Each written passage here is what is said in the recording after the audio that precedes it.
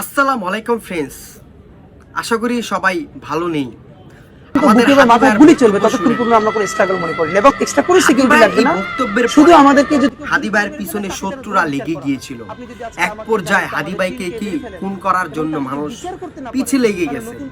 তারপর হলো কি ৮ আসন, ঢাকার ৮ আসনে উনি নির্বাচন প্রচারণার জন্য উনি জুম্মা নামাজ শেষ করে রিস্কা দিয়ে যাচ্ছিল। পাশেই হুন্ডা দিয়ে দুইজন শুটার যাচ্ছিল। সেইখানে শুটার ওসমান হাদিকে উদ্দেশ্য করে মাথায় গুলি করে, এখান থেকে গুলি করে এখানে বের হয়ে যায়। অতঃপর ওসমান হাদি মৃত্যুর সাথে পাঞ্জা লড়ে এবার কেয়ার হসপিটাল, তার আগে ঢাকা মেডিকেল থেকে এবার কেয়ার থেকে তাকে সিঙ্গাপুর নেওয়া হয়েছে চিকিৎসার জন্য। সিঙ্গাপুর হসপিটাল থেকে তাকে মৃত্যু ঘোষণা করেছে। তারপর আর কি শুক্রবার বাংলাদেশে আসলো ওসমান হাদির লাশ। তারপর হয়ে গেল আরেক কাণ্ড। সারা বাংলাদেশের মানুষ ওসমান হাদির জন্য হাহাকার, কান্না। এই প্রথম বাংলাদেশে জিয়াউর রহমানকে যখন হত্যা করা হয়, তারপর বাংলাদেশের মানুষ কান্না করেছিল। তারপর জিয়াউর রহমানের পরে 2025 সালে ওসমান হাদির মৃত্যুর জন্য বাংলাদেশের মানুষ চোখের পানি ফেলে দিয়েছে। সারা বাংলাদেশের মানুষ কান্না করছে।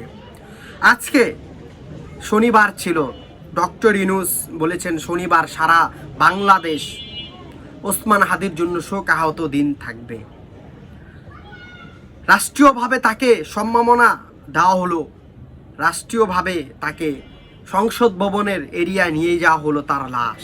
সেখানে লাখো জনতা, বড় বড় রাজনীতিকবিদ, হাজার হাজার মানুষ, লাখ লাখ মানুষ, শ্রমজীবী, লাখো জনতা, জনসাধারণ সে জানার যায় উপস্থিত ছিলেন। রাস্তাঘাট ভরে গিয়েছে, কোনা কানছে, আশেপাশে জায়গা ছিল না, এত মানুষ সেই ওসমান হাদির জানাজা শেষে তাকে নেওয়া হবে আমাদের জাতীয় কবি কাজী নজরুল ইসলামের কবরের পাশে সমাধি করা হবে। তার আগে বলি, ওসমান হাদির জানাজায় অংশগ্রহণ করেন তার বড় ভাই নিজে ওসমান হাদির জানাজার আয়োজন করেন, জানাজা পাঠ করেন। ওসমান হাদির বড় ভাই আবু বকর সিদ্দিক ভাই, তাকে সালাম জানাই।